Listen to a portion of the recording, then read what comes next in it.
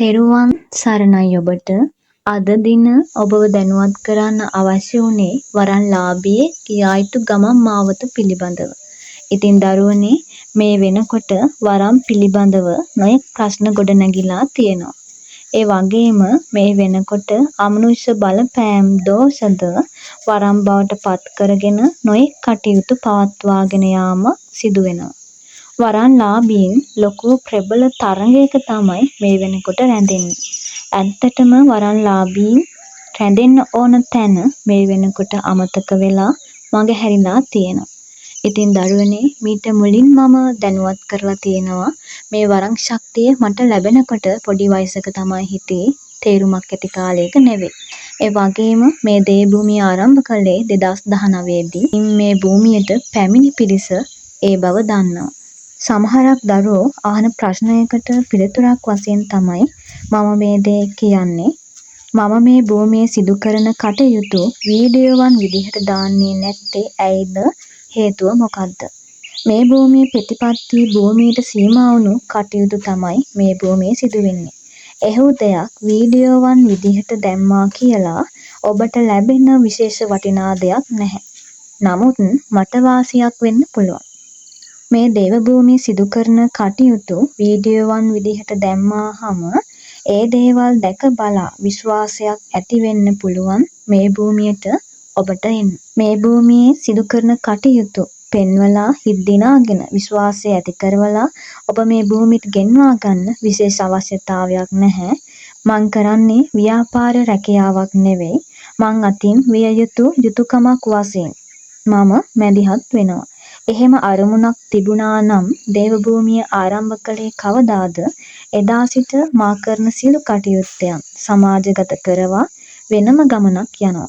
වරම් බලවේග ප්‍රශ්න වැඩිවීමක් තියෙන නිසා තමයි මේ ළඟකදී මට හිතුණා මම ලැබූ අත්දැකීම් තුළින් පැහැදිලි කිරීම කරන්න. මම ව්‍යාපාරයක් කරනවා නම් මේ දමන සියලුම වීඩියෝවන් තුළ දුරකථන අංකයන් දානවා. ඒ වගේම මෙහෙව් වැඩසටහනක් පිළිබඳව කිසියම් කෙනෙකුට දැනුවත් කරලා නැහැ. ස්වභාවිකව පැතිරලා යන්න ඉඩ දීලා තියෙනවා. නමුත් ඔබට විසඳාගත නොහැකි ප්‍රශ්න ගැටලු තියෙනවා නම් දුරකථන අංකයන් දාලා තියෙනවා. ඔබට සම්බන්ධ වෙන්න පුළුවන්. ඒ වෙනුවෙන් මම අනිවාර්යෙන් මැදිහත් වෙනවා. දරුවනේ මම කරන කටයුතු වීඩියෝවන් විදිහට දානවට වැඩිය මම ලැබූ අත්දැකීම් තුළ අවබෝධය ඔබට විශේෂ වටිනාකමක් ලබා දෙයි බව මම හිතුවා. මම කාර්යබහුලයි. නමුත් ලැබෙන හැකි වෙලාවල් වලදී මෙහෙම පැහැදිලි කිරීම කරනවා. ඔබ කොතන කොයි තැනක සිටියත් මම මේ කියන දේවල් ඔබ තුළින් තේරුම් අරගෙන සාර්ථක ගමනක් යන්න. මේ channel එක හරහා ඔබ අහන්නේ පොදු ප්‍රශ්නයක් නම් ඒට වීඩියෝ එකක් දානවා. ඒ වගේම ඔබට පුද්ගලික ගැටලු තියෙයි නම් දුරකථන අංකයන්ගෙන් සම්බන්ධ වෙන්න. ඒ වගේම වෛරයන් පරිගැනීම් වෙනුවෙන් මේ භූමියෙන් අවස්ථාවක් ආශිර්වාදයක් ඔබට නැහැ. කිසිම කෙනෙකුට කරදරයක් නොවන යහපත් සියලුම গুপ্ত කටයුතු මේ භූමියේ සිදු වෙනවා. හොඳයි දරුවනේ, වරන්ලාභියෙක් යා යුතු ගමන් මාවත පිළිබඳව දැනුවත් කරන්නම්. වරමක් කියන්නේ සාමාන්‍ය දෙයක් නෙවෙයි. බාහිරින් ආරූඪ ආවේශ වීමක් තිබුණත් ඊට එහා ගිය ගැඹුරක් වරමක් තුල තියෙනවා. ඉතින් දරුවනේ මම මේ තාක් වරන් සුද්ධ කරන්න බලවත් කරන්න කියලා හිතාගෙන තවත් වෙනත් දේවාලවල ගිහින් නැහැ. ඓතිහාසික මහා දේවාලවලවත් ගිහිල්ලා නැහැ. දැකලත් නැහැ. ගෞරවයෙන් සිහිපත් කරනවා මගේ වරම මගේ ගුරුවරු වෙලා යා යුතු ගමන් මාවත මේ තාක් පැහැදිලි කරමින් හිටියා. ඉතින් මටත් තේරුම් නැති කාලයක් තිබුණා. නමුත් වරම තුල කලබල වුණේ නැහැ. මේ දේවල් වල සත්‍යතාවය සොයන්න මමම උත්සාහ කළා. මේ දේවල් සොයා බලමින් මම තනි ගමනක් මගේ පාඩුවේ සංසුන්ව ආවා. ඒ නිසාවෙන් මම සොයා බලමින් සකස් කරගත් මාගේ අත්දැකීම් තමයි දරුවෝ මම ඔබත් එක්ක සාකච්ඡා කරන්නේ. ඉතින් දරුවනේ මේ පැහැදිලි කරන්නේ මේ වෙනකොට වරමක් ලැබී ඇති වරන් දරුවන් යා යුතු ගමන් මාවත ඒ බව කාර්නිකව තේරුම් ගන්න. දරුවනේ සමහරක් දරුවෝ ඉන්නවා අමනුෂ්‍ය බලපෑමක් තියෙන්නේ කිව්වත් වරමක් බව හිතාගෙන පසු කාලයේ ප්‍රශ්න ඇති කරගන්න දරුවෝ. සමහරක් දරුවෝ වරන් ලබන්නේම තවත් අයගෙන් පරිගන්න, තමන්ගේ හතුරන්ට අභියෝග කරන්න, ගැටෙන්න, වෛරය උදෙසා.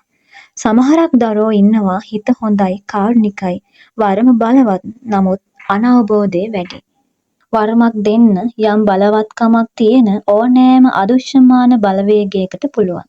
ඔබගේ වරම ලබා දී ඇත්තේ පින් නැති බලවත්කම ඇති අමනුෂ්‍ය බලවේගයක් නම් එය ඉවත් කරන්න ඔබ මූලික වෙන්න.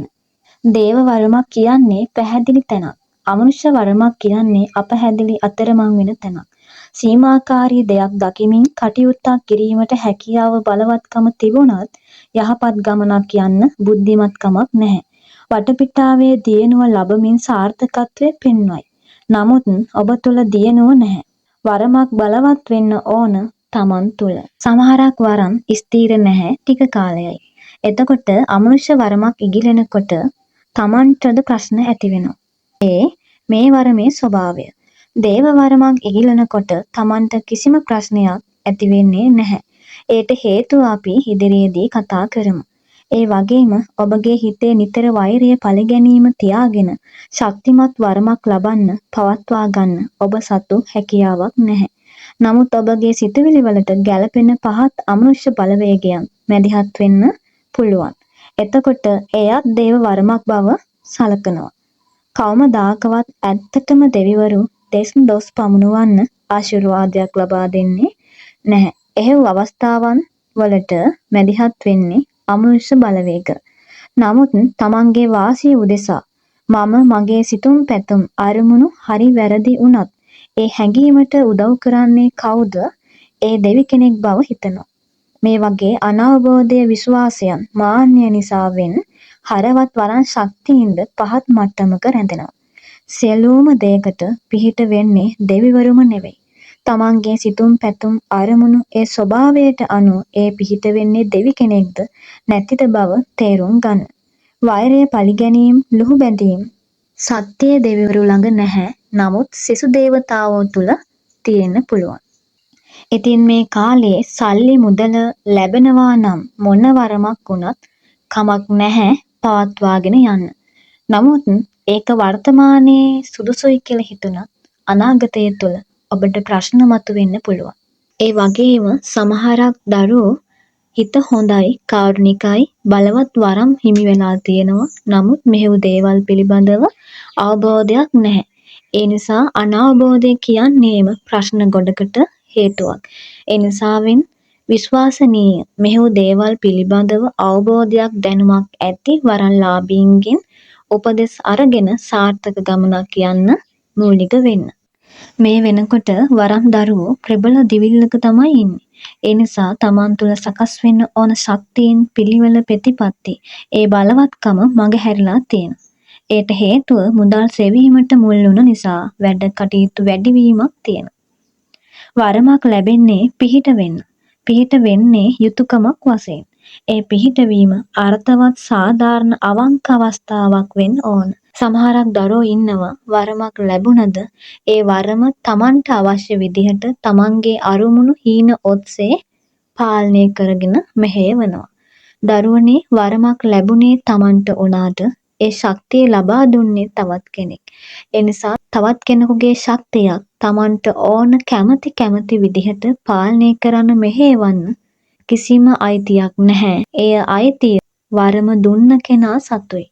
එනිසාවෙන් දරුවනේ තමන්ට ලැබුණු වරම තුල ගැටීමක් ඇති කරගෙන ගමන් දෙකක් වෙන්න දෙන්න එපා. එතකොට තමන්ට ලැබුණු වරම නැති වෙන්නත් පුළුවන්. තමන්ගේ වරම කවමදාකවත් අගෞරවනීය විදිහට සමාජගත කරන්න එපා. දේව නාමයක් අගෞරව විදිහට භාවිතා කරයිද ඊට විපාක කවදා හෝ ලැබෙනවා. විඳවන්න සිද්ධ වෙනවා. දරුවනේ මේ කාලයේ ආරක්ෂාවෙන් අවදානම ඇතිව තමන්ගේ ගමන් මාවත යන්න මූලික වෙන්න ඒ අවබෝධය තියාගන්න. මගෙන්ද සමහරක් දරුවෝ අහනවා ඔන්ලයින් පේන බලනවාද කියලා. ඔබ ප්‍රශ්න ගොඩක් මැදිව දුර ඈතක ඉන්න කෙනෙක් වෙන්න පුළුවන්. නමුත් කවමදාකවත් තමන්ගේ ආගම මේ විශ්වය ශක්තියින් මේ දකින්න තියෙන සමාජ දියුණුවත් සමග සමව දකින්න උත්සාහ කරන්න එපා. ඒක ඔබටත් වරන්ලාභී දරුවන්ටද වැරදෙන්න පුළුවන් එක්තරා හේතුවක්. මම තාක්ෂණයත් සමග ලොකු ගනුදෙනුවක් නැහැ. ඒ නිසාවෙන් මේ භූමිය තුළ ඔන්ලයින් පේන බැලීමක් සිදු වෙන්නේ නැහැ. මේ ලෝකේ ගොඩාක් දේ මුදලට පාලනය වෙනවා. ඉතින් ඒ නිසා කවමදාකවත් තමන්ගේ ශක්තිය ඒ ආධ්‍යාත්මිකත්වය පිහිටවීම මුදලට විකුණන්න එපා. ඒ වගේම යම් කෙනෙක් ලොකු මුදලක් දීලා තමන්ගේ ශක්තිය ඒ හැකියාව පිහිටවීමක් වශයෙන් ඉල්ලා ඉදීද පිහිටවෙන්න එපා. වටිනාකම රැකගන්න මූලික වෙන්න අවස්ථාවාදීන්ට ආධ්‍යාත්මිකත්වය විකුණන්න එපා. වරන් ලාභියෙක් මේ දියුණු සමාජ රැල්ලට අසු වුණහොත් ගමනක් යන්න පහසු වෙන එකක් නැහැ. ඒ වගේම වරදින්න තියෙන ඉඩකඩ ගොඩාක් වැඩි. ඒ නිසාවෙන් කවමදාකවත් මෙහු තැනකට පත් වෙන්නත් එපා, පත් කරන්නත් එපා. වරමක් කියන්නේ ගෞරවනීය අවස්ථාවක්. ඒ අවස්ථාව තමන්ගේ අවශ්‍යතාවයට සමාජයට යොමු කරනවා නම් ඒක ප්‍රබල වැරද්දක්. තමන්ට වරමක් ශක්තියක් ලබා දුන්නේ කවුද? ඒ ගමන් මාවතේ සකස් කර ඇත්තේද ඒ අයිතිකරුම තමයි. ඒ නිසාවෙන් දරුවනේ තමන් සකස් කරගත් සැකස්මකට අනුව ක්‍රියාත්මක වී ගමනක් යයිද තමන්ට වරදිනවා. ඒ වගේම තමන්ට හිමි ඒ ශක්තියද නැති වෙන්න පුළුවන්. ඉතින් ඒ නිසාවෙන් දරුවනේ ඔබගේ වරම විකෘති නොවුණු වරමක් නම් ඔබ අනිවාර්යයෙන්ම තමන්ට ලැබුණු ඒ වරම් ශක්තියට ඇහුම්කන් දෙන්න කීකරු වෙන්න යා යුතු ගමන් මාවත ඔබට ඒ අයුරින්ම පැහැදිලි කරමින් පණිවිඩ ආකාරයෙන් ලබා දෙනවා. වරම් විවිධත්වයක් තියෙනවා. කෙනාගෙන් කෙනාටද වරමින් වරමටද වෙනස්කම් පවතිනවා. ඒ නිසාවෙන් තමන්ට ලැබුණු කිසියම් හෝ වරම් වර්ගයක් තියෙයිද ඒ වරම පිළිගන්න නැතිනම් තවත් වරම්ලාභී දරුවෙක් දෙස බලා එහෙව් වරමට අනුව අනුකරණය වෙමින් තමන්ගේ වරම පාලනය මෙහෙයවීමට උත්සාහ කරන්න එපා. තමන්ගේ වරම තුළ තමන්ම අනුගමනය වෙන්න, අනුගමනය කරන්න. අනුකරණය කියන්නේම වැරදෙන මාර්ගයක්. එහෙම වෙන්නේ දරුවෝ තවත් කෙනෙකුට ලැබුණු වරමක් දෙස දිහා බලාගෙන ඊට අනුව අපේ වරම මෙහෙයවෙනවා නම් අපි ඒ මෙහෙයවන්නේ තවත් කෙනෙකුට ලැබුණු වරමක් මිසක් තමන්ට ලැබුණු වරම නෙවෙයි. ඒ නිසාවෙන් ඒක ගොඩාක් හානි වෙන්න පුළුවන් තමන්ගේ ගමනට. තමන්ට ලැබුණේ කොහොම වරම් වර්ගයක්ද ඒ වරම් වර්ගය හඳුනාගෙන මුල සිටම ඊට අනුව පිළිවෙල ප්‍රතිපත්ති සකස් කරමින් අනුගමනය කරන්න. එතකොට වරම් ප්‍රශ්න ඇති වෙලා තවත් තැන්වල දුවන්න අවශ්‍යතාවයක් නැහැ. සාර්ථක ගමනක් යන්න ඔබටද හැකියාව තියෙනවා. දේව වරමක් අසරණ නැහැ. එහෙම කිව්වේ වටපිටාවේ දියණුව දුප්පත්කම පිළිබඳව නෙවෙයි, වරන් ශක්තිය පිළිබඳව. ඒ නිසාවෙන් කලබල නොවි සංසුන්ව වරන් ශක්තියට සම්බන්ධ වෙලා ඒ අවස්ථාවට හොඳින් මුහුණ දෙන්න. ඒ වගේම ඔබට දේව පූජාවන් තැබීමට හැකියාවක් නැතිනම් ඔබ බුද්ධ පූජාව ඔබට හැකි පමණින් තියන්න. ඒ වගේම නිතර පහනක් දැල් වෙලා තියෙන එක සුබයි. නැතිනම් ඔබ નિયમિત එක් වෙලාවක් සකස් කරගන්න පහන තබන්න. විටින් විට තියෙනවාට වැඩිය ඒ දේ සාර්ථකයි. ඒ වගේම භාවනාව පුරුද්දක් කරගන්න. විශ්ව ශක්තියින් සමග සම්බන්ධ වෙන්න උත්සාහ කරන්න. ඔබ උපදෙස් ගන්න ඕන ඔබගේ වරම තුලින්ම. විකෘති නොවු වරමක් නම් පමණක් උපදෙස් ගන්න. තමන් කළ නොකළ යුතු දේ පිළිබඳව දැනුවත් වෙලා හඳුනාගෙන සාර්ථක ආරම්භයක් ගනීද කිසිම දවසක පසුතැවිල්ලක් නොවි සාර්ථක අවසානයක් දකින්න පුළුවන්කම ඔබටම තියෙනවා. නැත්නම් කවදා හෝ පසුතැවිලි වෙලා හිතින් විඳවන්න වෙනවා. වරන් ලාභයේ කියා යුතු ගමන් මාවත පිළිබඳව තවත් කරුණු කිහිපයක්ම තියෙනවා. නමුත් දරුවනේ තවත් දවසක මම නැවත පැහැදිලි කරන්නම්. ඉතින් මේ පැහැදිලි කිරීම තුළ කිසියම් හෝ අපැහැදිලි තැනක් ඔබට තේයිද දැනුවත් කරන්න මම ඒ දේවල් විස්තර කර දෙන්නම්. ඉතින් දරුවනේ තෙරුවන් සරණයි. සර්ව දේව පිහිටයි. ඔබව සුවපත් වේවා.